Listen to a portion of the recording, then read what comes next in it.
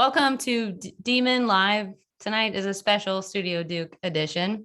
And I want to introduce our panelists, or rather have them introduce themselves. But I'm going to kick it to Abhi to start us off. Abhi Shah. Yeah, hey, I'm Abhi, class of 2016. I studied math and did an AMI certificate, Arts of the Moving Image, for folks that are familiar with that.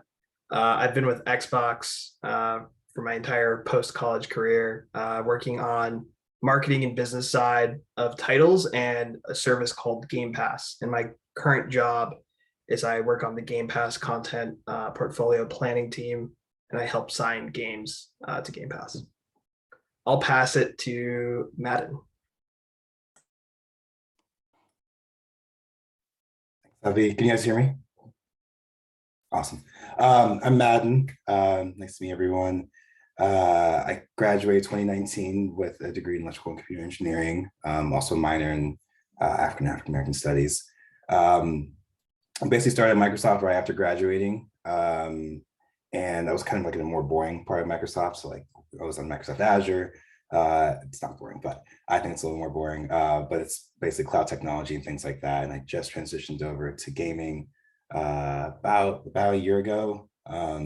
I work at Turn 10 Studios, which is the studio that makes Forza. They're racing games and stuff. And yeah, and I've had a blast ever since. I'm sure we'll talk more about it during the panel. And I can popcorn Vincent. Hey everyone, I'm Vincent. I graduated from Fuqua in 2018. And since then, I did marketing at Game Pass. I was in brand at Respawn and currently am a senior life services manager at 2K. Great to meet everyone. And I'll pass it over to Leslie. Hey everyone, nice to meet you. I'm Leslie Kim. I am currently an associate director of global brand marketing at Ubisoft. So I was previously at Xbox. So obviously you can see a nice Microsoft family here. I actually know Abhi from his time there, and then also chatted with Vincent. So I think you can see the Duke connections definitely staying with you and as I go along. I graduated from Fuqua in 2013. I went to a liberal arts college, so I majored in English, so kind of went a different career path here. Currently, I work in brand marketing, so I work on a title that recently released called Riders Republic. It's a sports game, as well as working on some additional upcoming unannounced new IPs. With that, I can pass it over to Jordan. Whoops. Okay. Well, Jordan couldn't make it tonight. Okay. How about Zsofia? Did I do it okay? Right. Yeah, Okay, it's Zsofia. Cool. Hi, everyone. I'm Zsofia Solta. I graduated from Duke in 2014 with a major in history and a minor in economics. I started my career in finance, then moved to startup world, where I was a brand marketing manager for a company called Thumbtack. Quickly realized that, wow, I'm in Silicon Valley. There's all this new technology being created. I want to be involved. And so I jumped over to Facebook, now known as Meta, to be involved in the VR business, specifically Oculus and Quest. And right now I am the Marcom lead, so a lot of marketing and outbound communications for some of our newest products within Horizon, which is kind of like a new place where you can come together with your VR headset and explore, build some cool stuff, and create things with your friends. And really looking forward to talking to all of you. I think I'm the last panelist too, so back over to you, Amy. Thank you. Thank you all. Okay, let's jump in. Devin, kick us off with your the first question, please. Yeah, thank you all so much again for being here. It's super exciting. And my first question is, what does management look like in the studios you work in? I know that some of you have management experience at some point in your career, so I'd love to hear that.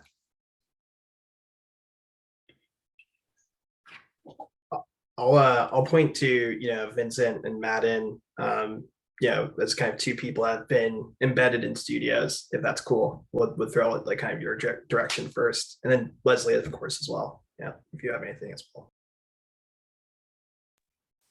Madden, you want to kick us off since you're directly at studio currently? Yeah, sure. Yeah, of course. So what does management look like in the studio I work in? That means a lot of different things. I guess, and I think around products and brands, the biggest part of management is kind of focused around the franchise. So I think we see gaming just as an industry getting more and more into like live service games, games that live forever. You think about Fortnite, think about Apex, think about any other games out right now. So management and brand management and product management, a lot of that's focused around how to keep things alive, right? How to keep engaging with our content, with our users, with our pipelines.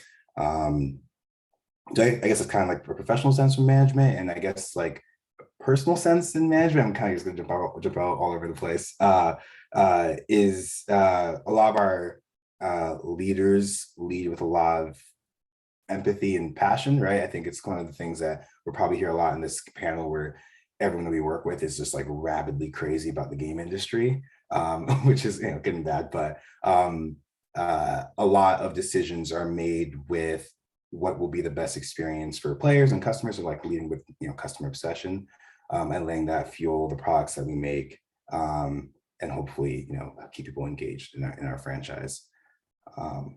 But yeah, hopefully that helps answer it. And Vincent, I'll pop over to you. Yeah, I mean, in terms of like at Respawn, so typically every single game will have a game director. So, Jedi Fallen Order has its own game director, Apex has its own game director. Underneath that game director, you'll have kind of different verticals. So you'll have product, which essentially supports everything from building out features to in-game store monetization, to tuning, leveling, and all those type of areas. You'll have production, you'll have narrative, you'll have obviously coding and all these other just different elements of the team. So it's pretty matrixed under the game director. And then within each team, like obviously there's different elements to it. I'd say product, each person could be working on different aspects of the product, whether that means a new feature around in-game store functionality, to in-game messaging, to the way the game recognizes entitlements and all those type of things. And they'll work cross-functionally with different coders or engineers to get that work done. Under narrative, you'll have essentially a lead narrative writer or narrative designer, and then a couple different writers under that person, which then, depending on the type of game, Apex, for example, is heavily character-based. So you'll have, a lot of writers working on a lot of backstory, designing future characters, 6 to 12 months ahead. So a lot of work goes into that. In terms of production, producers essentially handle a lot of different elements across the studio. So you'll have a producer for just the coding aspect, producers for just the art aspect, producers for environment, all those different areas. So they're basically just making sure that, content scope is basically being handled appropriately, timelines, all those type of things. And then, across brand is interesting. So some studios will have brand embedded, others will essentially be brand underneath the publisher, but may support from a centralized kind of stance. So that's kind of the way in general studio is basically laid out. And then all those game directors will essentially report to like the studio head. So in Respawn's case, like Vincent Pella. But that's just like a really quick kind of like high level view of how a studio might be structured. I think there's also too, Vincent kind of touched upon it, a nuance between product management and brand management. I have never been a product manager, but when I was at Microsoft, I was a product marketing manager. So we can say it's a little bit closer to the product side.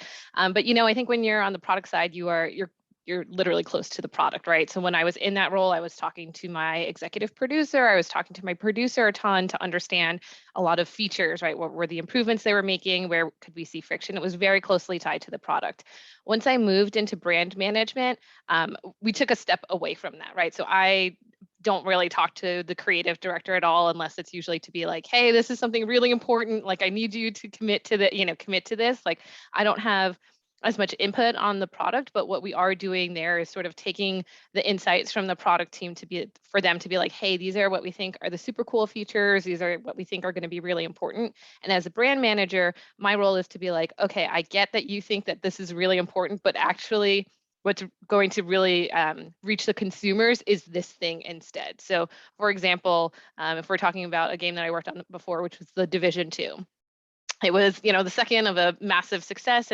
And the creative director was like, this is all about, the city coming back together. It's really all about like the people coming together and rebuilding the cities and, coming together to these plots of land and building them. And this is like a key part of what we're doing. Like, and it was something that he was very, very passionate about and was really, speaking to all the innovations that they were doing with the product in game, right? Creating a living world, having people feel like they're contributing to something.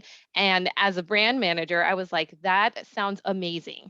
I cannot convince millions of people to come and play a living world game when I want to sell, millions of games, all across the world. So instead, what we talked was about, okay, so what you're trying to get into is that it's really like people can really see their progress. They can really have a visceral reaction to the action, to what they're doing in game, which of course, every person that plays games wants to make it feel like you're having an impact, that all the progress you're doing is making a difference. So we kind of took that insight from the product side and we're kind of like, how do we package this in a way that lets us market this and lets us appeal, to a more mainstream audience. And once they're like, oh, cool, I always love, knowing that I can make a difference and make an impact when I'm playing games. And then once they get into the game, then they get to, experience this amazing feature and this amazing vision that the creative director has. So I think there can sometimes be some push and pull between there, because obviously developers are very passionate about their project. They've spent a long time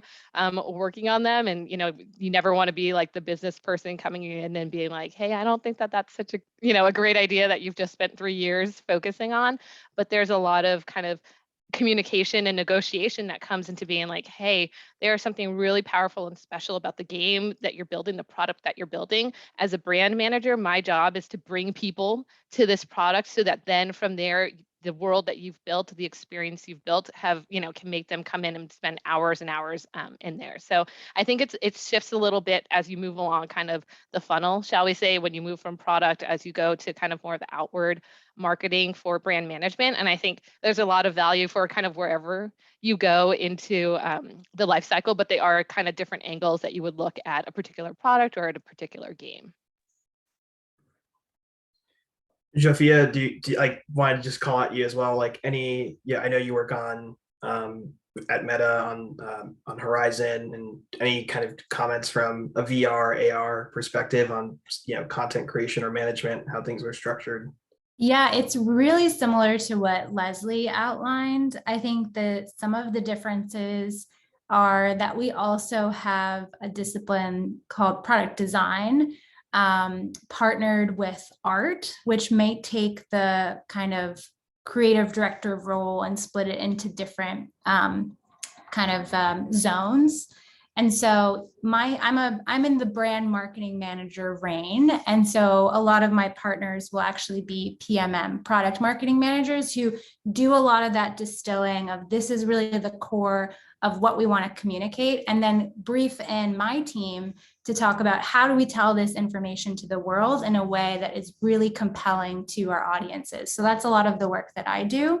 But I think one of the differences might be that upper product is actually defined by product design, product management, and art as kind of a trio, since we aren't necessarily a traditional game studio or organized in that way either.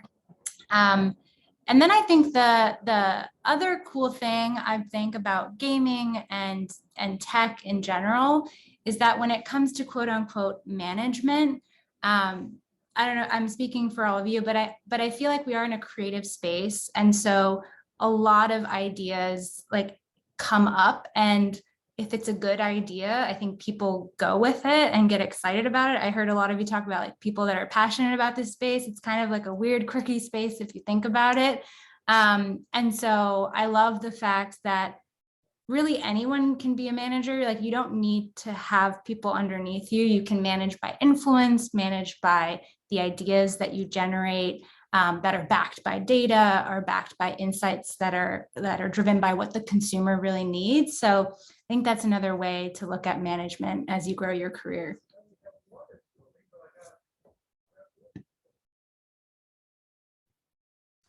I can ask the next question. So with the growth of virtual worlds, we're starting to see the lines blur between interactive gaming and virtual reality. And recently game engines like Unreal Engine have been used for even motion picture production, like in The Mandalorian, for example. So do you see other companies in the interactive entertainment space potentially also entering like virtual production for movies and television and whatnot?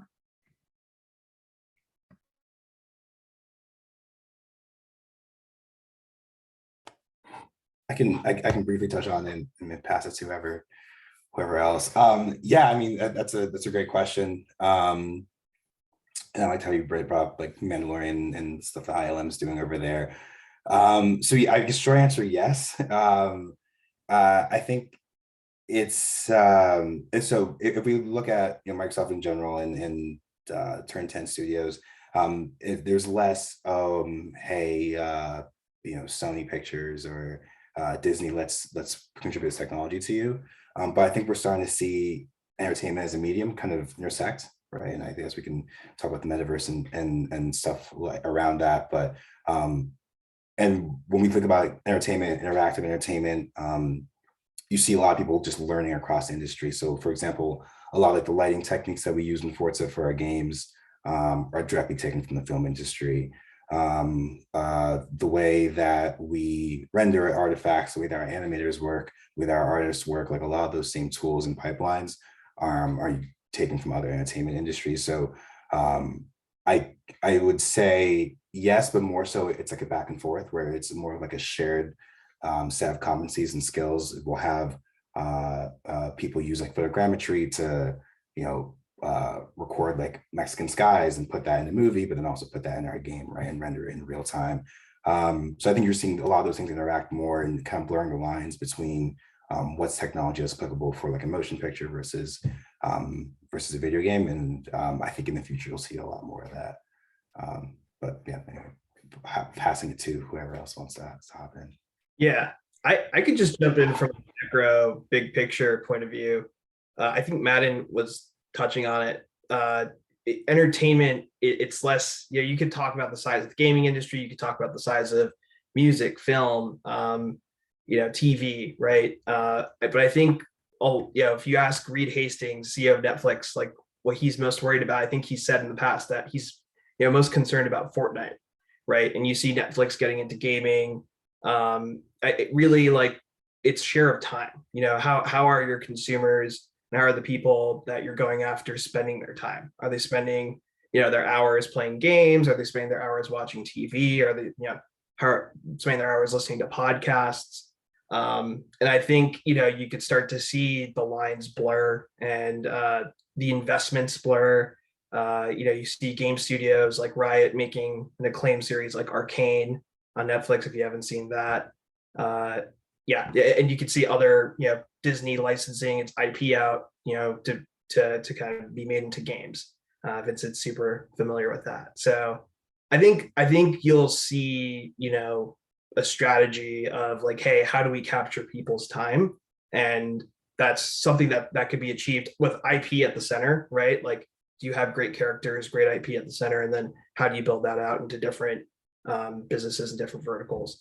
But I don't know if I answered your question. That's just the kind of a big picture response to like, hey, what's the strategy and kind of how are companies thinking about the customer? And maybe Zsofia or Vincent or Leslie can kind of talk about more of the specifics, if they have any other commentary there. The only thing I'd add is there are definitely examples of this like weird merging happening. In addition to what Madden was saying, we have seen like the first ever short film produced all in Horizon Worlds within our community. So like people are exploring with virtual reality as a medium for storytelling as well. So that's an example. There are other apps in the Quest portfolio that are directly used for this. Quill is an animation tool that really makes it easy with just like a flick of a hand of actually creating animations, which take a really long time for if you're in the production of creating that. So it can be a huge game changer for different people. And we've seen partners like Disney using some of it as well in some of their productions for in VR content. So there's definitely like a communication channel. There's conferences and events where a lot of the same people are trying to explore how to take this further. So it's a great question, and we see it often.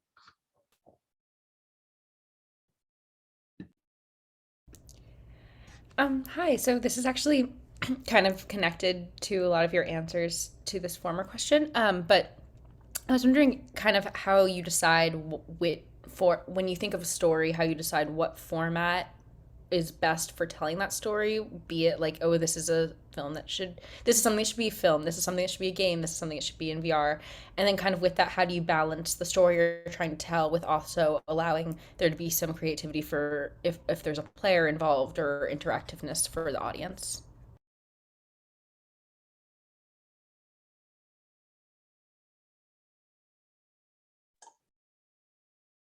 I'm happy to kick things off with a high level framework. I again would love for Madden or Vincent, Leslie, like Zsofia, like to chime in. I'd say like one of the most important things to consider is who's your audience. Who do you expect, or who do you want to reach, right, with your story, and who are you trying to appeal to? Where do they live? Where do they consume? Kind of understanding who your audience is, and being customer obsessed, as we call it at Microsoft. I'm rolling my eyes at the corporate speak, but like, I do think there is a lot of value in knowing as much as you can about who you're trying to reach, and that will inform a lot of your decisions and how you decide to tell your story. There's also the tactical things of like, what are the avenues available to tell the story, right? Maybe it's nonfiction and that lends itself to documentary, or if you are thinking a gaming path, like anyway, I'll stop there. I'll just stop at the framework and just say, hey, think about your audience first. I'll pass it on to anyone else that wants to add to that. Yeah, I think it's a great question, and I wish I had honestly more experience in this. I since being on the marketing side, I feel like it's a little tried and true. We're like, here's your commercial, here's your trailer. We don't have a ton of diversity there. Sometimes we create some different content, but I think Abhi's point is right. Is I think knowing who your audience is and knowing kind of where you can play in certain boundaries. So, for example, at Ubisoft, Assassin's Creed is one of our tentpole brands, right? It's all about history. It's literally called Assassin's Creed, right? It's like a very hardcore M title. You're assassinating people. But as we were doing some consumer research, the team found out that there was actually this like great interest in comedic content, which like you would never right? If you're just in your own silo, you would never think, hey, let's take this like very violent game and play with comedy, right? But it's about finding, looking at consumer insights, right? Is there some morsels here? Is there something that you can play with, that you can do? And so one of like the most successful, it's a marketing campaign, so it's not like a true story in that sense, but it's still something that, appealed in its form. When the team was working on Assassin's Creed Origins, which was based in ancient Egypt, they basically made like a comedic series that animated like the hieroglyphics and basically was like trying to create this humorous story about, what those hieroglyphics were saying, and very much bringing in key marketing pillars, right? Because it was a marketing asset for us. So we wanted to make sure that people knew that this was, taking place in Egypt. You could, play as these key characters and all of that. But it was an insight, right? It's based on an insight of like, hey, humor might be something to figure out here. And I think being in gaming affords us the ability to kind of test and learn a little bit, try a little bit of things. We're not a feature film that's going to like throw everything in disarray if we try something. So we're able to kind of test out these little things, and the response on that was like amazing. Like people just really liked the content. They thought it was funny, but it was like surprising. It's like you're taking this brand that has been in existence for many years that everybody was like, we know what they're going to do, we know what they're going to say, and then all of a sudden people were like, what the heck, I wasn't expecting this. So it's a way for you, as you're kind of looking at insights, trying to figure out like, are there ways that we can play in maybe some unexpected ways that can, reinvigorate, I think, interest, reinvigorate a franchise for that. So I think kind of knowing, doing the research, talking to people, doing kind of all that like groundwork actually can pay off in terms of the flexibility that the stories that you can tell, but also the types of content that you can. And, once you've got that under your belt, then people, might be willing to be, if you have another great idea or another insight that you want to play upon, it's also a great use case for you to be like, hey, you might be scared about this, but remember when we tried that, and, it doesn't always work. Sometimes you're like, oh, that missed the mark, but you can only figure that out if you are willing to take those risks and try those different, ways that you want to tell your stories. Yeah, I think the only other thing I'll add to this is just like thinking about like the goals for your franchise. And I think a common thing you'll see throughout the gaming industry nowadays, at least, from my perspective, is a lot of publishers and studios are heavily investing into world building. And so obviously, Riot's probably one of the first ones out there in terms of like showing true value in terms of, what it means to build a world around, League of Legends and how it's extended to different mediums across the gaming industry in terms of genres like CCGs and auto battlers to now, full form media. I know in Apex, one of the things that we think quite a bit about is, how do we, every single new character that we build takes, potentially up to a year, even more. And a lot of that is around making sure that the character makes sense in the universe and that it's someone that we feel players will fall in love with. And after players play your game and you collect, a lot of that data and insights, you start to get a sense of, what characters players like or like what they like about your game. And when you invest heavily into characters, you'll find oftentimes that players naturally just get invested in your characters, whether that's because of their play style, who they main in, teams, all the type of things. And, over time you start to earn that, call it, I guess, right, to explore different mediums. And especially as you start to kind of take risks and try different things, like maybe doing shorts to introduce your characters, you kind of see where audiences engage quite heavily with. And, naturally, as you build your franchise, you want to think about, to Abhi's point earlier, like where they're or where your audience is at and what they like. And, obviously adjacent to gaming, right, is media entertainment. We saw in our audience data, a lot of people were into sci-fi, fantasy, anime. And so, things like what Arcane did, what came kind of naturally through just basically the amount of investment that they put into building out that world. And so, yeah, it's interesting to see kind of how you're starting to see a lot of different publishers and studios kind of get into that, call it, long-term strategy.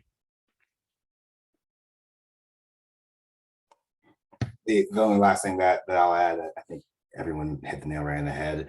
I think maybe just like a tactical implementation point is that the act of actually building this media requires a very different skill set, obviously. But I think even as like a game director, as a narrative lead, when you ask the question, how you decide what format's best to tell the story, your story is going to change depending on what format you're publishing in, right? And even from a gameplay perspective, like where are you putting the camera over your characters? Does your game have characters? How do you get those emotional beats? How are you okay with how do you set up a story in which the player is completely self-directed, where they can take multiple paths throughout it, like leading into that interactive part of entertainment versus like, you're watching a movie. So even like, let's talk about like Star Wars, right? Like a Star Wars movie is very different from like Jedi Fallen Order, right, which Vincent's team does, and how you have to tell those stories and structure those stories around the actual entertainment product that you're building. Something you have to take into account while you're building it out. So yeah, it's just obviously just different skill sets, different disciplines, but sort of similar. I think, by the way, I just want to say, Madden, touching on something that's super unique to gaming versus like film or podcasting. It's no unless you're like in a franchise, no two games are the same. Like filmmaking is standardized. There's like a gaffer, a best boy, like they're a director, and everyone has their role on set. They know what they're doing. Same with like podcasting. Like there's kind of a standardized process. In gaming, we like aren't even aligned on some of the terms that you use. And like, do you call it a gray box, a black, like, what is a producer? What do they do? Right. Like it's still so like called early in the industry, and no one game is made the same way. You're using different technology, different engines. So gaming is like totally call it unique in the production sense. And if you are making a game, it is truly a lot of things have to go right for it all to congeal and into like beautiful art and a great gameplay experience. So I didn't want to just double touch on that. Like that's something to know about the industry.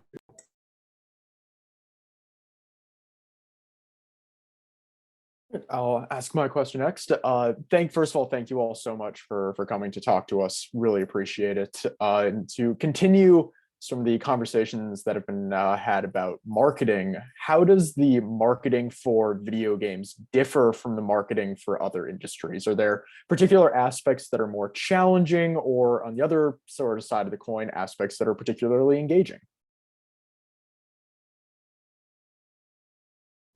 I'll start with an easy answer, and then I'll let everybody else chime in all the hard parts. Pros and cons. You have a very, very passionate consumer base who will tell you very quickly whether they like what you're doing or whether they are not liking what you're doing. So, I think it's one of the joys, honestly, of working in consumer marketing that I think is truly consumer marketing, right? Because I think you hear about like CPGs and all that, but that you're selling to the retailers and other people here. I put out a trailer, I can tell immediately if the community is in favor, or if they're like, we want your heads, we hate the marketing team for this. So I think that's one of the true differentiators, because of course, yes, you have fans of like passionate franchise, Star Wars fans, of course, Star Trek fans, you have these passionate fandoms. But I think for a lot of people, gaming is truly an extension of their identity. It's not only how they spend their free time, but it's really who they are, their social relationships, right? So many people are like friends with their online teammates, or kind of all of those elements. So I think that's one of the most exciting elements about it. I will also out myself here that I'm not a huge gamer. So it's not the dirty secret, because I would say at Ubisoft, we do have a wide range of people that have all different interests. But I think that's been one of the joys too of discovering kind of, you need to know the research, you need to know what they're saying, what their, concerns are, what are you doing that's going to address those things while still, ultimately getting to your end goal, which is usually in our case, unfortunately, selling more, selling more units, getting people to buy more things, getting people engaged in our ecosystem and to stay there. So I think that's truly one of the most elements where, like, I know when I first started, honestly, at gaming, I was like, why do they call them communities and not fans? I was like, they're just fans of our games. And then once you start working in there, you realize, no, these aren't just fans that are, passively consuming or doing whatever. They are deeply invested in the product, the experience. They want the best for the game, their experience, but also for other people that, they want to join in and start playing with and experiencing the game. So I think, honestly, that's one of the biggest differentiators that I felt. I worked in TV before, and I think it's very different in terms of how closely this community is and how attuned you need to be, because it can go south very quick. And obviously, once you break trust with your community, it's very hard to build that back. Yeah, I'll add something similar, Leslie. I think the other thing to know about this audience is oftentimes, they're very attuned to the space, to the industry, which means they're highly allergic to marketing hype or anything that presents the game in a way that isn't realistic or applicable for usage like right now. So a lot of the things we explore are around elevating like the best of the content in a way that is truly aligned with what you can experience today. Versus in other spaces, I've actually worked on the hardware side of the marketing too.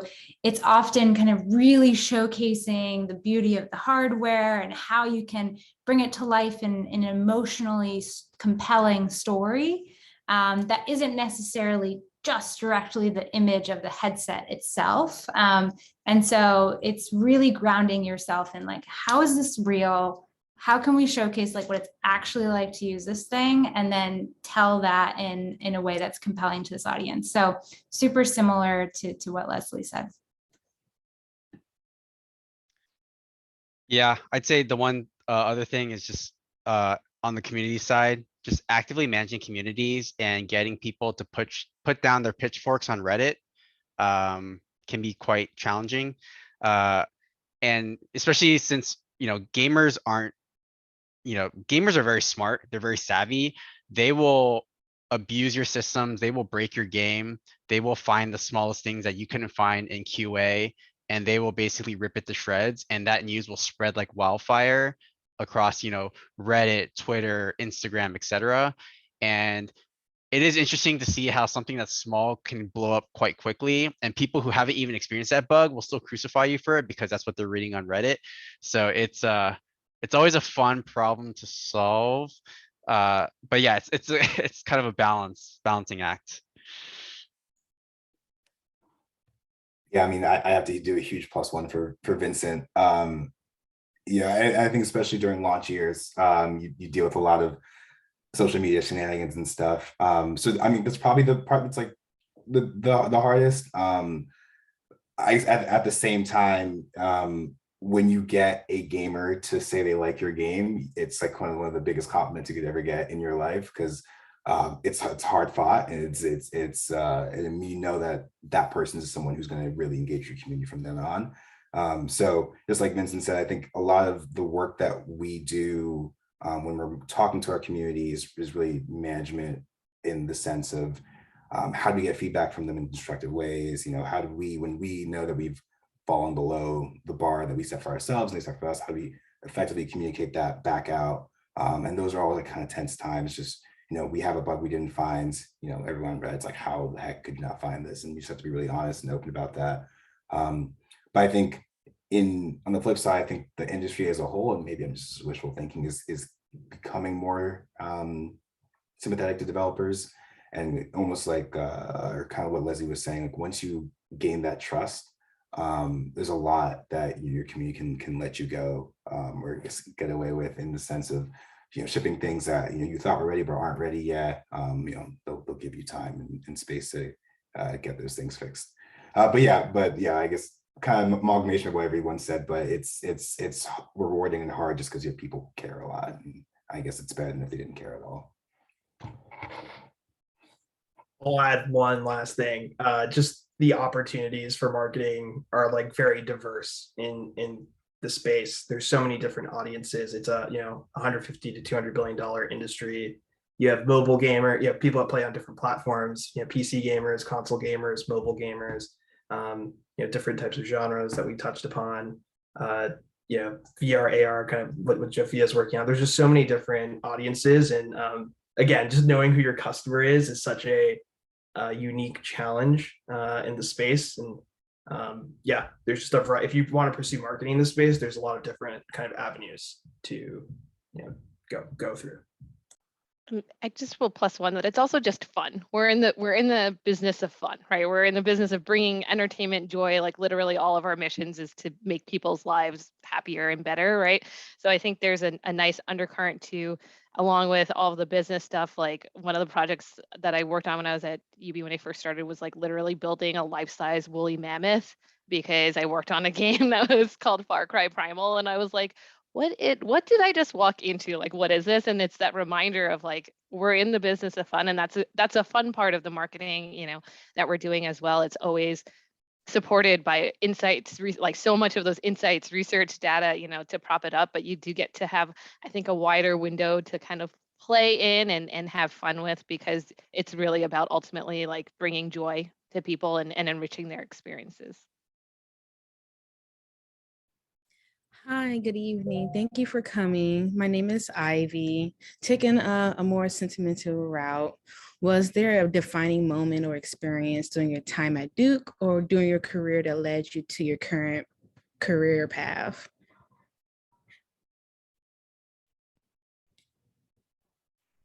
I can start. I had like no idea what any of the things we were talking about was, like literally none. Like all these words I just would be sitting here and I wouldn't understand anything that was being said. So I think for me, the biggest it's not a regret, but I'm so glad that you guys are like exploring this and understanding that it's not, you don't have to go into like a standard career. And to me, when I was in college, that was like consulting, finance, like, doctor, lawyer, like I kind of felt like that was the set and I didn't really understand there was anything else out there. So I guess that's my lesson.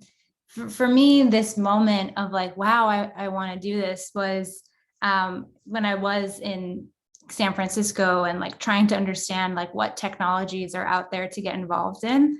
Actually, funny story. I remember at Duke, I had to fulfill a quantitative science course requirement. And I said to myself, okay, I can take intro to comp sci or intro to game theory. And I thought to myself, like, why would I ever need to learn how to talk to a computer? Like, that's ridiculous. I'm going to go take intro to game theory. So like, that's how bad it was. So then I was in Silicon Valley and I was like, wow, there's all these like robots and self-driving cars. Like, wow, like what should I do? And I put on a VR headset and I actually felt like everyone, when they first put on a headset, if you haven't done it before, the first thing you do is you like look down and you see your hands. And usually they're like animated. Like in this case, I was a skeleton and I looked down and my whole body was like a skeleton. I was like, I actually feel like I'm in this game, in this experience. And that blew my mind. And I just like researched, and I wanted to be involved and kind of got lucky, but I would say the hard work definitely helped. So my pivotal point is hard work and passion, I think is my tip. I'd say for me, going to business school at Duke, everyone, a lot of interesting personalities. I don't know if this is necessarily like one defining moment, but I think, you go to business school, you meet a lot of different folks who are, into a bunch of different things. And I'd say gaming's not too common. People like tend not to play into stereotypes too much, but, a lot of people are into like golf and drinking and, sports and just all these different type of things. And then I remember meeting one of my classmates, like, and this was like way after I'd started, and then finding out that he was a big World of Warcraft player. And like, I remember just like literally sitting in like one of the classrooms and then we just like talked about it for like hours. And I know it was just one of those realizations like, yeah, like gaming's pretty dope. Like I'm a huge gamer myself. And so, for me, it's like, I don't know, I always just gravitated towards like the one person that happened to play the same game that I was playing versus, trying to fit in with other things that I wasn't as interested in. So that basically just solidified the fact that like, yeah, maybe I should try this gaming thing out. And I also worked at EA before business school anyway, so I kind of had that going, but yeah. Yeah, plus one. Just like I don't think there was a defining moment. I kind of agree with what Zsofia said. Like Duke is known for pumping out like engineers, doctors, lawyers, finance, IB consultants, and it's like, and if any kind of arts exposure existed, it wasn't gaming. It was more so film, TV, like news, and so like gaming's kind of slept on, candidly. And it's even though like this CEO Epic Games is like literally in your backyard. The people that make Fortnite are a 20-minute drive away from you all, and it's crazy kind of how mitigated and not present gaming was like when I was there. And And I don't know what it's like today on your campus, and what the presence is like. But yeah, I'd say like if you're interested, there's definitely a ton of opportunity, and yeah, don't be afraid to go for that path, whether it's a publisher, a developer, a company like Microsoft, a platform, so to speak. Yeah, go knock on Tim Sweeney's door while you're there. Take advantage of the opportunities. Tell him I said no. I'm kidding. Oh, go ahead, Madden. Oh no, Leslie, go.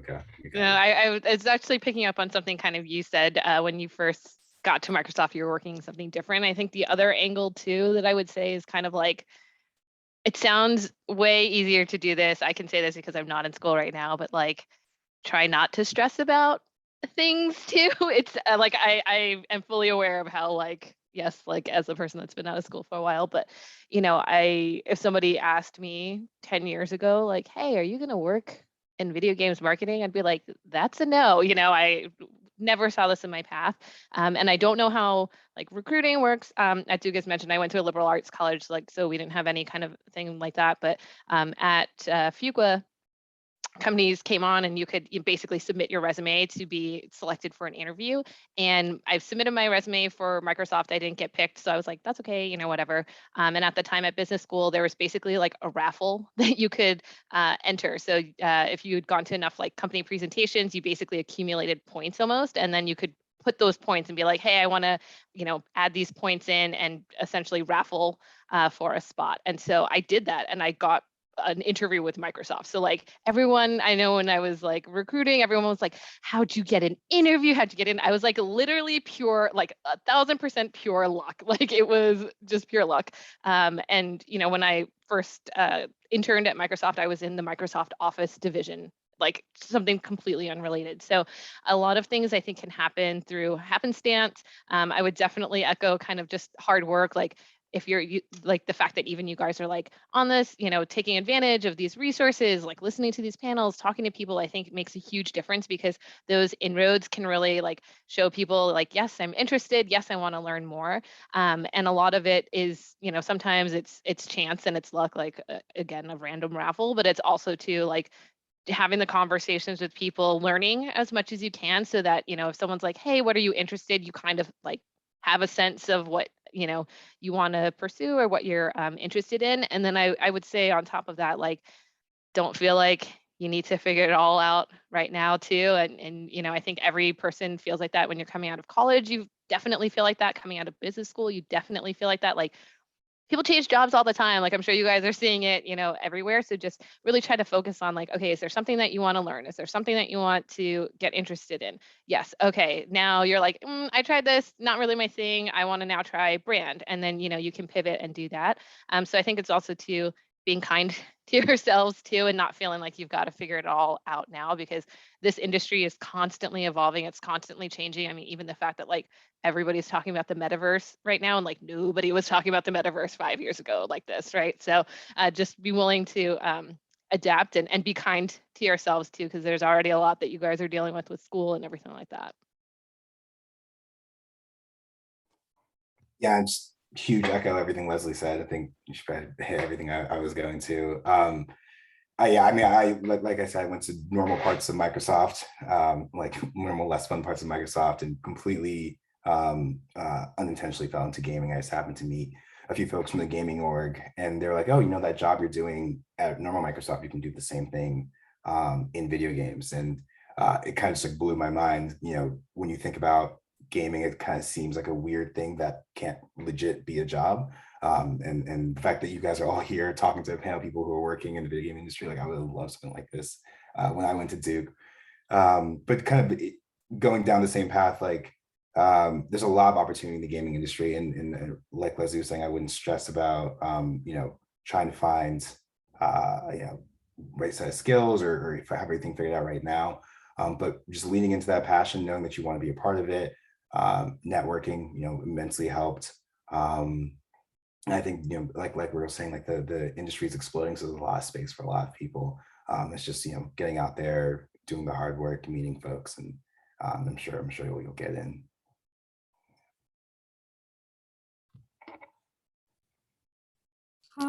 Thank you all so much for coming. Speaking, adaptability and just getting ready for the opportunities that come your way. I was just wondering how you would say that like backgrounds in STEM have lent to entertainment and just being prepared for what comes.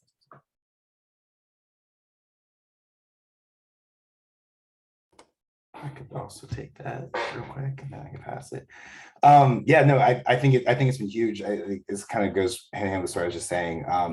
My only like qualifications for working in gaming was literally nothing. Just like I knew tech and being a PM in another org, and kind of using that to leverage into my role now. So I think maybe taking a step back, like interactive entertainment is inherently a tech or an exercise in technology and art, but the tech is laden in everything that you do there. So how did it help me get in? I think it was the only qualification that I had to be in those rooms. So if that's something that you're interested in from like a STEM perspective, like I would definitely lean into that. I think it opens a lot of doors in the gaming industry, whether and it doesn't even lead to just like, for example, if you're taking comp sci and you don't have to do low-level architecture, right? And that was my worst comp sci class I went to do because I was scared that was all the tech that there was in the gaming industry. But we have engineers who work on artist pipelines and rendering, on graphics, on flowers, grass, sky. Like there's so much spaces in which you can leverage that technology to kind of hook into what we're building. There's audio, the list goes on and on and on. So I think the background in STEM was really pivotal, and I think it's the only reason that I was able to work here. So definitely lean into that.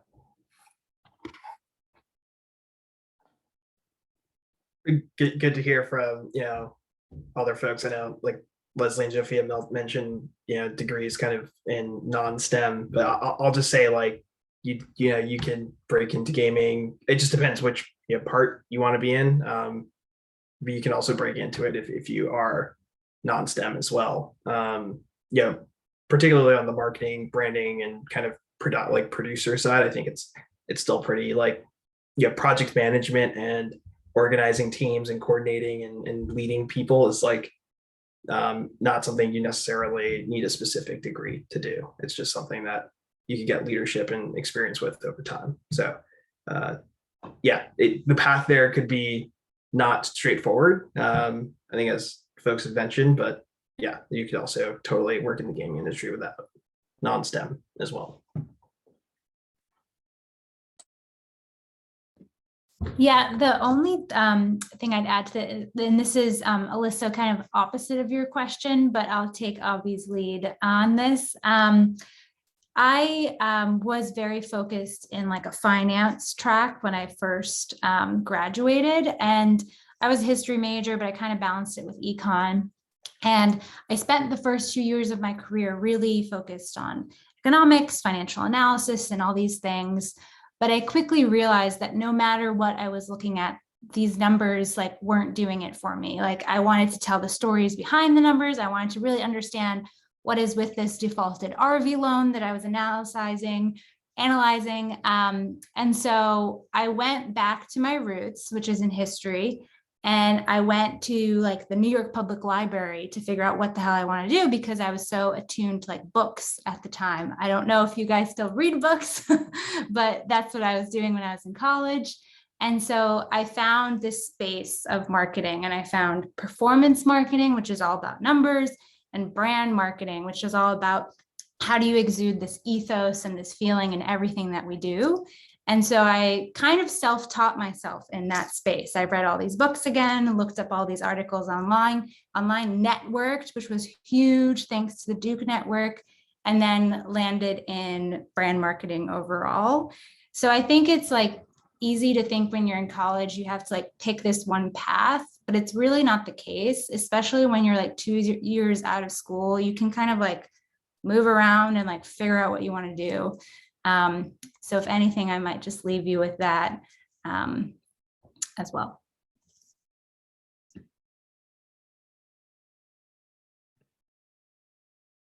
Hey, I know it's somehow 9 o'clock or 6 o'clock, depending on where you are. And this has been so interested and amazing. Y'all are just deep diving. I mean, this is a class, this is a semester, I feel like. And so to that end, I also just want to offer, I know a couple students still have some questions. If any of the panelists are cool with staying another, 5-10 minutes, just that's amazing, but no pressure, because I know y'all have a lot of different things going on. But we're going to be here and I invite you to stay. And if you're okay with a couple more questions, great, or one or whatever. So yes, So- I see some nods.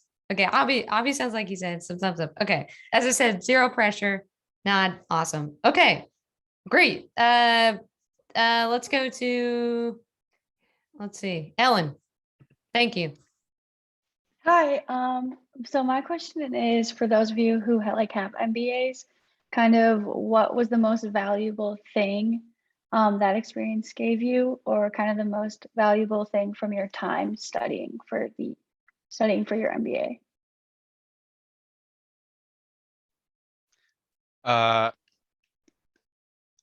Yeah, I think for me, like the MBA, and I mean, I'm sure this is the same for undergrad as well, for you all, but the MBA, you have a lot of really interesting people with different personalities who basically come in from the top of their industries. And so, at least for me, like when working in marketing and brand, it is very cross-functional, especially when you work at a highly matrix company like Microsoft.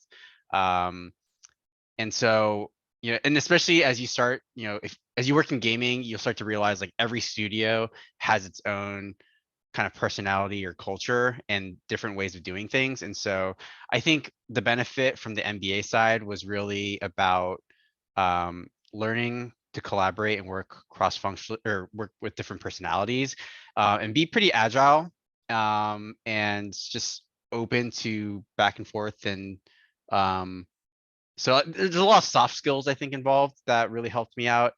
And then for me, I think, transitioning to marketing through my MBA was important. So I think when you work a lot, oftentimes, like if you think about strategic projects and whatnot, I think just having that framework and structure that the MBA taught me in terms of like how to think and approach problems was really helpful. Especially, I think when you work with folks who've spent their entire time basically working on a specific like feature or coding problem or things like that, like it helps to have someone who can kind of make sense of the different pieces and pull it together, that addresses or that basically presents a solution to what you're trying to solve for to begin with. So yeah, I think a lot of soft skills really helped me out from that perspective. And I'm sure Leslie has a lot more to add to that. Yeah, I would echo that. I think when I went to B school, I was like, I'm going to learn all the business things, because as I mentioned, I was an English major in college, I was an English and psych major. I did work in marketing after college, but I was like, I'm going to learn about accounting and finance and all those things. And I did, and I don't know any of that stuff or remember any of that stuff, but I can hold my own there. But I'd echo definitely what Vincent said. I really wanted to go to business school because I felt like I was good at the details. I was good at the execution. I was, good with that. But I noticed that when I was looking at the leaders at my company at the time, when they were, in those more leadership roles and thinking more strategically, they all had MBAs. I was like, oh, okay, that's going to be a great way to learn those. And I think the thing is that I went to business school with the intention of like learning these hard skills. What I truly came away with was understanding my own personal leadership style. And I think that that's something that isn't necessarily spoken about a lot. There are so many different types of leaders. I think I traditionally have thought, oh, maybe I'm not a leader because I'm not the loudest person in the room. I'm not the person that comes in and is like, listen to me, like, and is that take charge kind of person.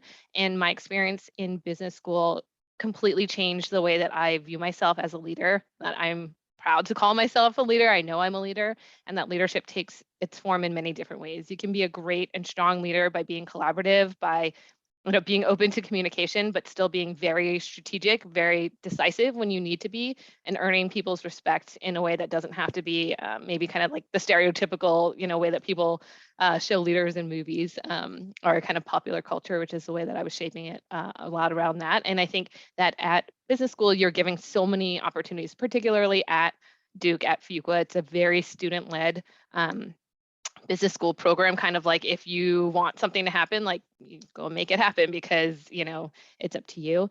And I think the soft skills that are about, collaboration, working with different partners are absolutely there, but I think there's a lot of personal benefit that you can also get. And that's honestly the thing that I'm most grateful for out of my B school experience.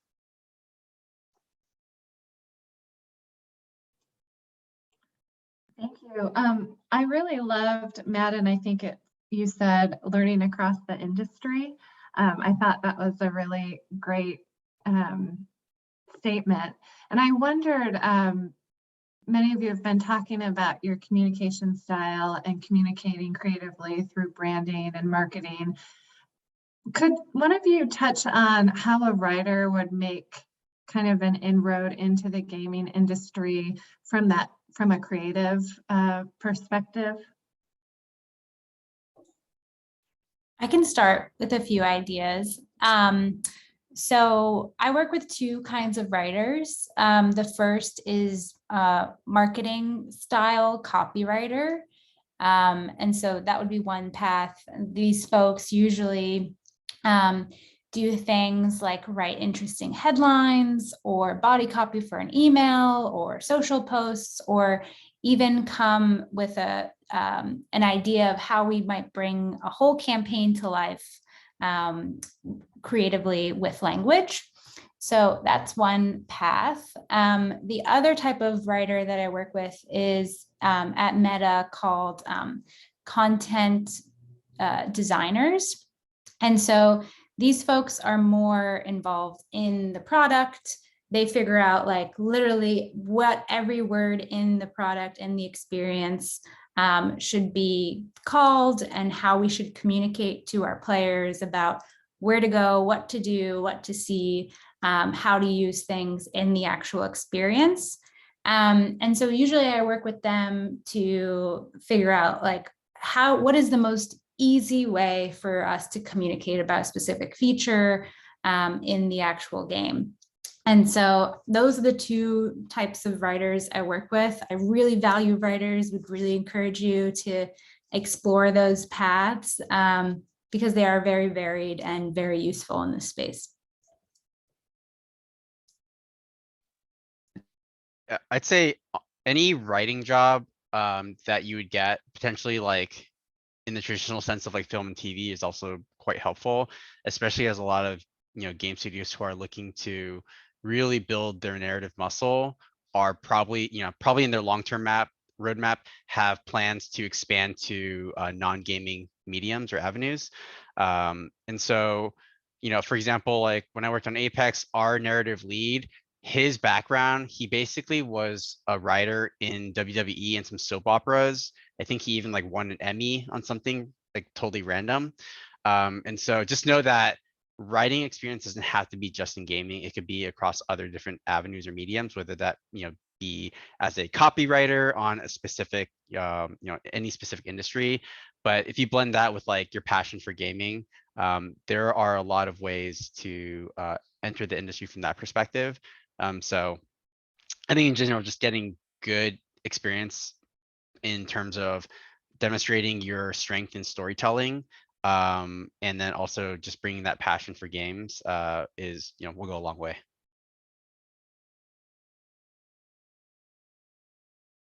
Hey, I do have a question. So I know we mentioned a lot about the development of like the metaverse and all like the gaming and stuff. So with the rise of like NFTs and with the rise of investment in this field, where do you guys ultimately see gaming like developing into? Something like Ready Player One, where it's like everyone's kind of like tuned into it 24/7, or like every second of their I guess like entertainment life, or is that not like realistic? So I can't answer this question because I didn't clear all of this with our comms team. But this morning, I did listen to a podcast, The Daily from the New York Times. And last week, actually during the Activision acquisition, they did a whole walkthrough of like, what the hell is the metaverse and what is it going to look like? And I thought it was really useful because if you haven't listened to it, in it, they basically outline two paths. One is a very utopian vision of the metaverse where, you know, in the morning you're walking around and you stop and have a coffee, a virtual coffee in quote unquote Paris. In the afternoon, you meet up with your friends in quote unquote Japan. And it's this like lovely experience where you can do anything from just the comfort of your home. And then they outlined a very dystopian path where like we're kind of all forced to enter into this one space, and large companies kind of manage our experience and bombard us with a bunch of advertisements. And it's all about kind of being without agency in this space and nothing that we ourselves can do independently. And so the conclusion of this podcast was that probably it'll be like somewhere in the middle, right? Where like, and that's usually where how tech kind of involves, like there's these two extremes and then kind of like something ends up with this route in the middle. And I don't know, but I think that feels like a useful resolve of like what it would actually look like. But for anyone interested, I thought that podcast was super helpful and would definitely dive into that if you're interested in this space. Yeah, metaverse is interesting, especially in gaming. I don't necessarily know if there's like a ubiquitous definition or universal definition of like what a metaverse actually is. I mean, if you think about game, like, I mean, they've been around for a while, right? Thinking, you know, back to like Second Life and all of that. But in terms of gaming, it's interesting because if you think about a lot of like MMORPGs, right? Like Ultima Online, World of Warcraft, Eve Online, like they all have kind of elements of, I guess, what you would see in metaverse, right? Whether it be, you know, a 3D avatar in a 3D world. You know, some even have developed their own political systems, in their own in-game economies. And then, you know, think about like the motivations behind why people look to engage with metaverses, whether that be, you know, I don't know, to escape real life or to, you know, spend it elsewhere where they feel that they can, you know, develop things like friendships or, you know, I don't know, build a legacy or whatever it is you want to do in the metaverse. It is interesting. It's still, I think, kind of early to say. I mean, you start to see a lot of gaming companies think about their NFT strategy. And I think in general, so far, like some of the ones that have been publicly announced have been met with, I'd say, mixed responses, at least from what I've seen. So I think from a gaming perspective, there's still a lot of figuring out of like how NFTs work in that space. You know, what does it mean to actually have a metaverse? So yeah, I don't know if there's like, I know that's not really directly answering your question, but I think from, you know, just my personal standpoint, like there's quite a ways to go on the gaming front until we start to see, you know, potential interests or widespread interests amongst our industry in terms of, you know, desiring to have some sort of like metaverse.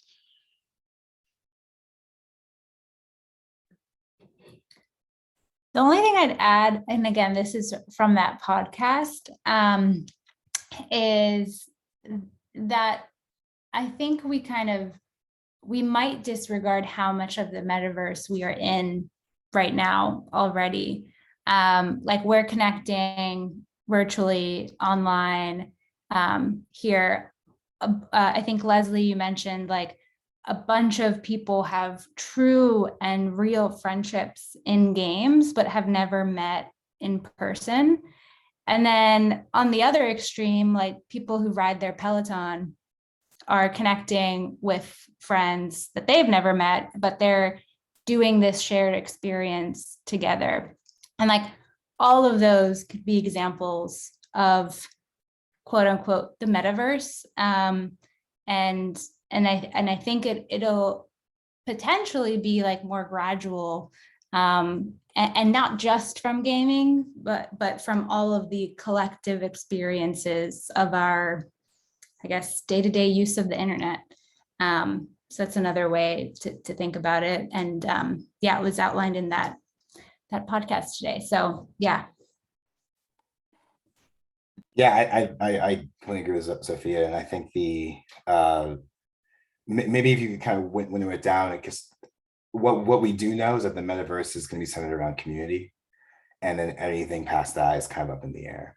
I think that goes from whether, you know, it's fully integrated avatars in the virtual world, or if it's AR technology with, you know, lots of companies announcing wearables coming out, or you know, anything in between. But I think it's more so the push we've already seen from gaming. I think gaming's already kind of had their teeth in the metaverse for a while, where it's growing communities that are based around interactions on the internet, keeping those folks engaged with each other.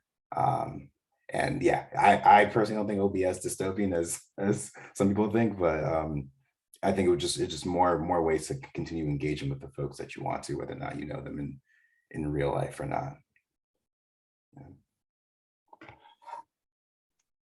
I can go ahead and ask my question. So hi, I'm Taylor. Thank you all for joining. I will definitely come out as someone who has, I think, a lot of wariness and hesitancy about how quickly technologies are advancing, interactive media is advancing, and the difficulty of oversight, you know, and regulation to kind of like keep the pace.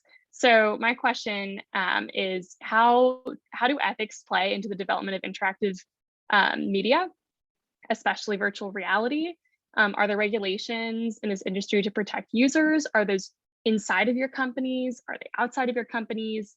And then just to give you the chance to make the sort of other side of the case, you know, could some interactive media be tools for positive change? Could these, you know, be tools to create a better world?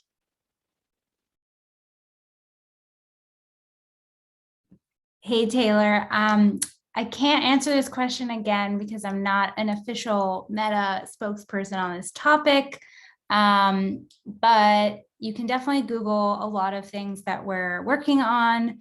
Our team works on a lot of responsible innovation techniques and tactics to take this serious responsibility to heart.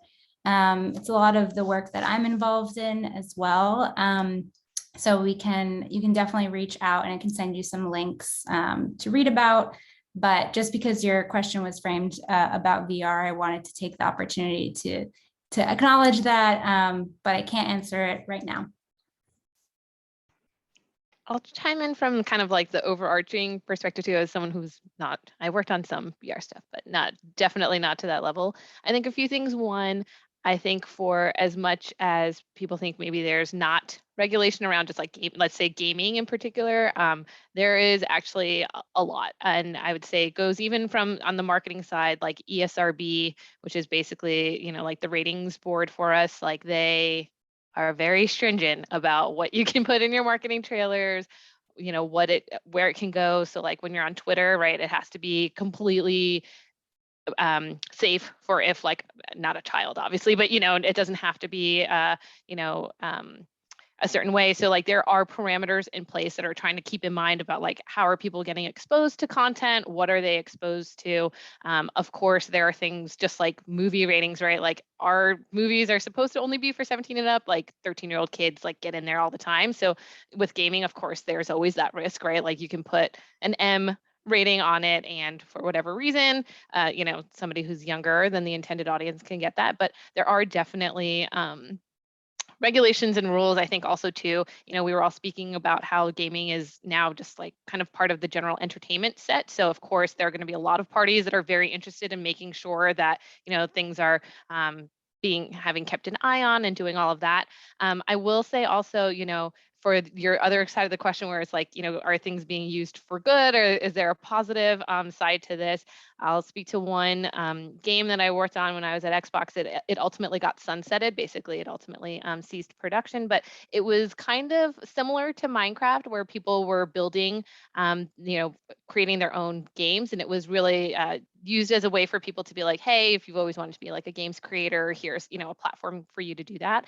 And once we decided that it was no longer going to be like a business venture, we actually worked with the Microsoft Education Group, and they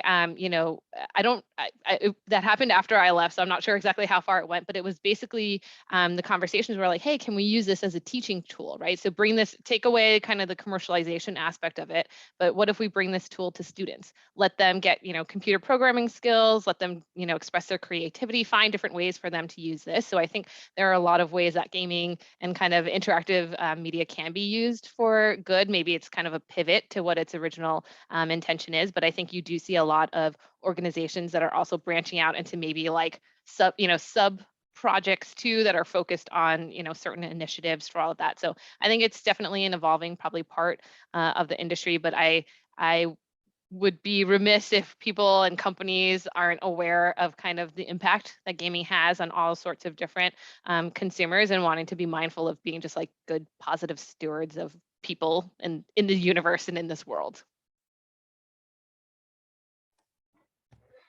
Yeah, no, +1. I think to take a step back, I think there's definitely a lot more work needed to be done. I think it's kind of it's like an open secret in the video game industry that there was definitely some stuff that was able to fly back in the day that won't fly now.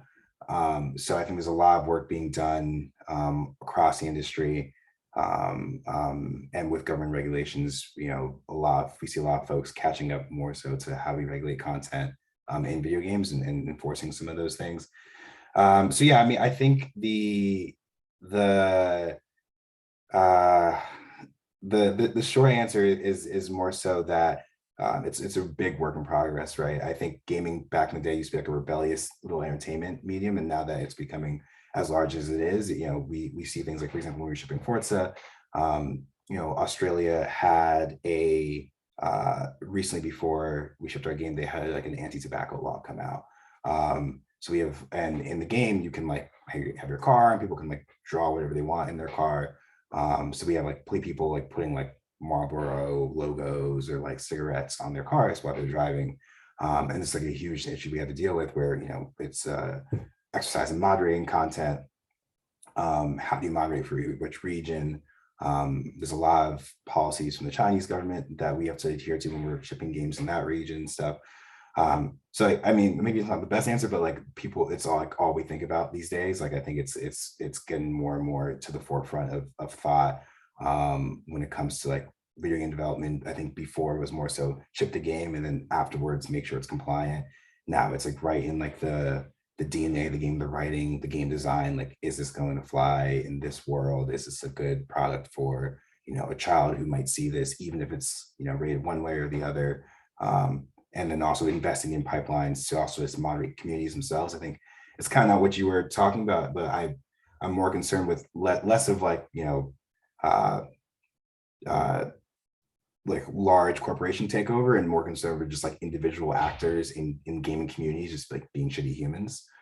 So like we're investing a lot in just like moderating content and folks and making sure it's like a positive environment when you enter those spaces. But yeah, definitely a good question. It's like that's all we talk about these days. Yeah. I'll add just one thing really quick, just because it came to me as you were talking, Madden.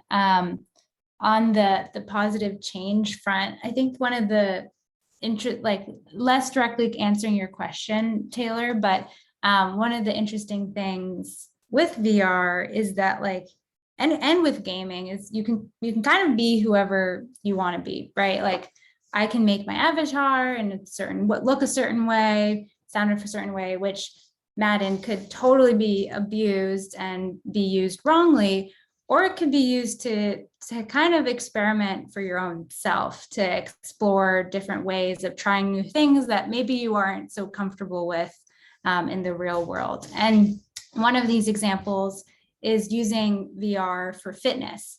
So there's an app called Supernatural that is all about using VR as a way to get in shape. And one of the women who was an avid user of this app, like never felt comfortable in the gym, totally always felt like she was unable to get her groove on, and therefore led kind of an unhealthy lifestyle, but ultimately found VR and this app and kind of grew her fitness regime through there, became very comfortable in the experience, and now is actually a trainer. So she is a trainer in VR, training other people to go on the same path. So just like a really cool story of how this technology can be used for good that I wanted to raise, since Madden, you brought up that point as well. Hi, thank you all so much for being here. My question kind of relates to the sense of community and identity you have through virtual gaming spaces. And I was kind of wondering, in what ways do you guys kind of build this sense of identity in virtual gaming spaces, and what that looks like currently, and where you think that might look like, what that might look like in the future?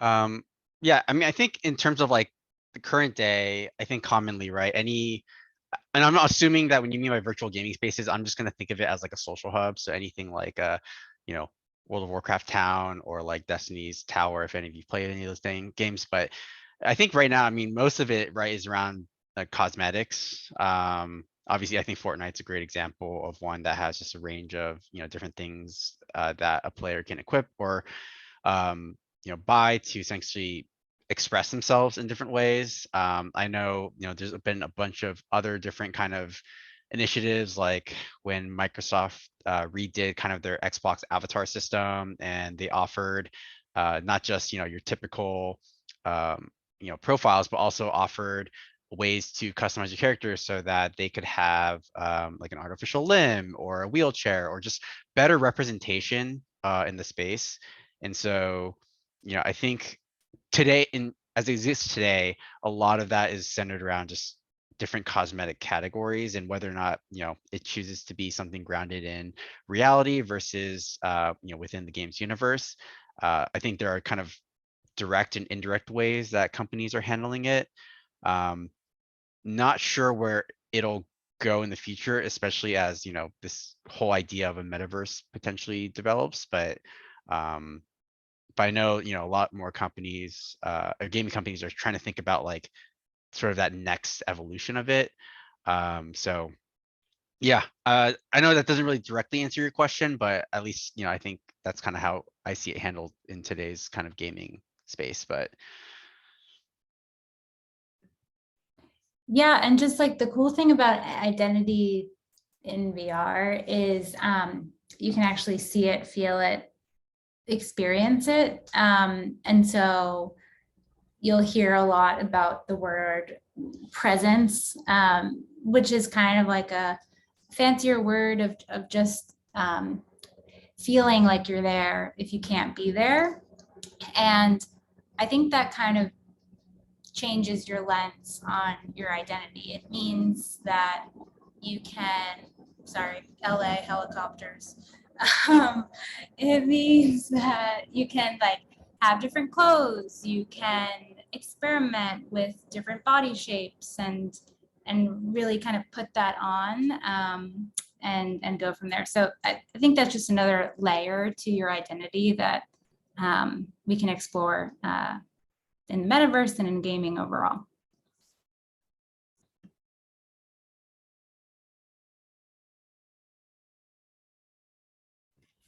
Hi, everyone. Thank you so much for talking with us. My question is, how do you think the gaming industry was impacted by the pandemic? And how do you think it might change after the pandemic?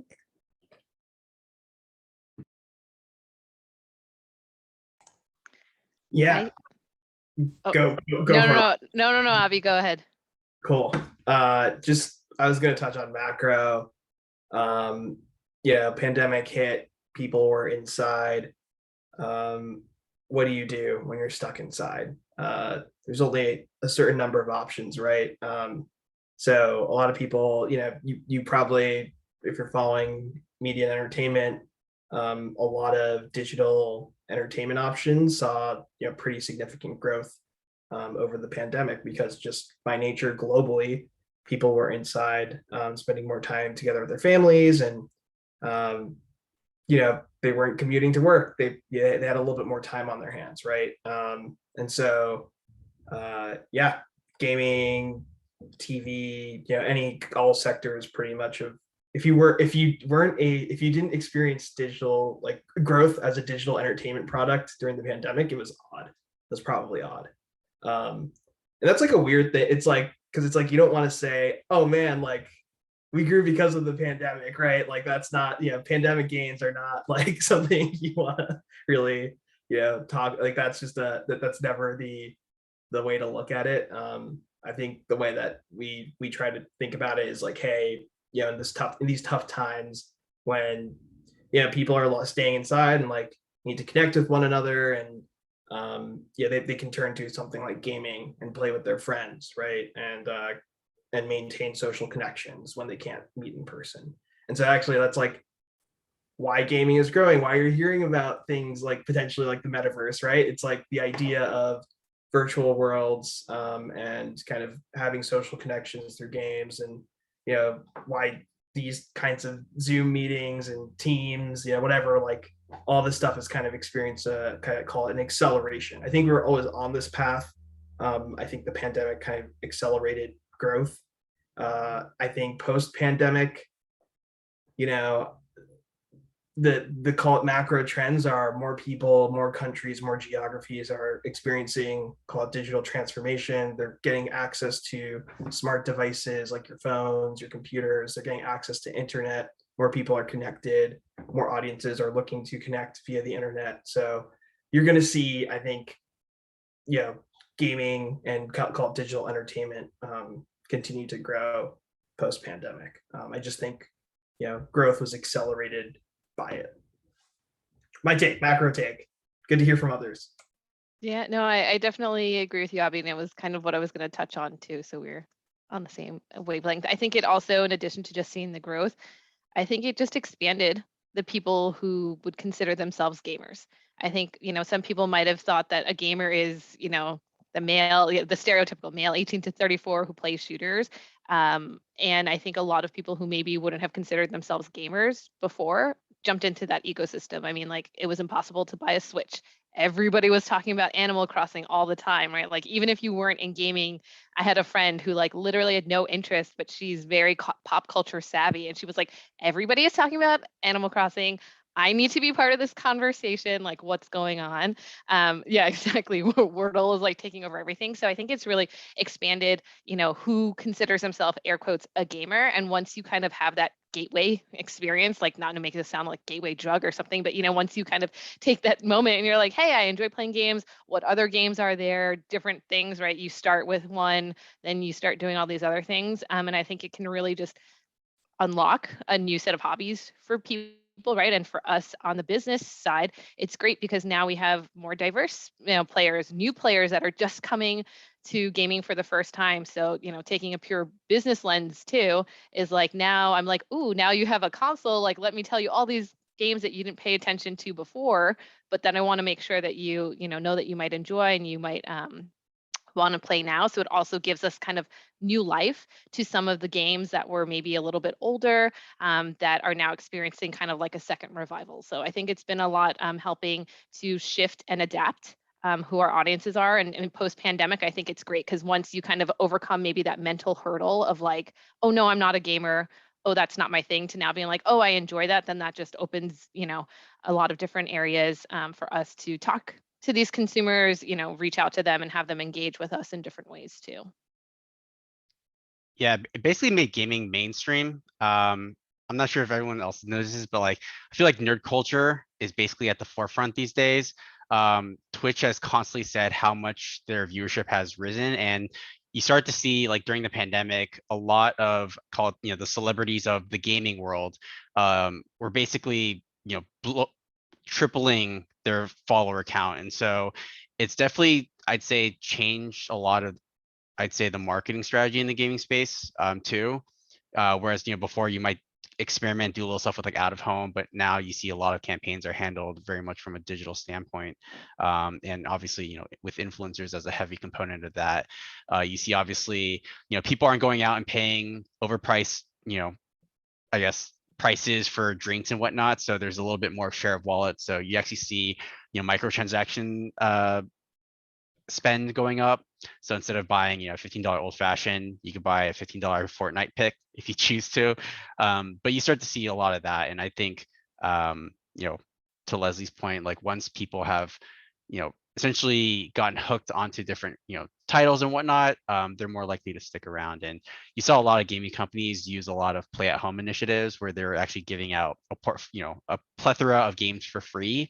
And so, yeah, I think it's definitely put gaming on the forefront. I mean, we're getting an Uncharted movie with Tom Holland, right? So I'm granted that was probably in the works for a while now, but anyways, it's cool to see it so mainstream.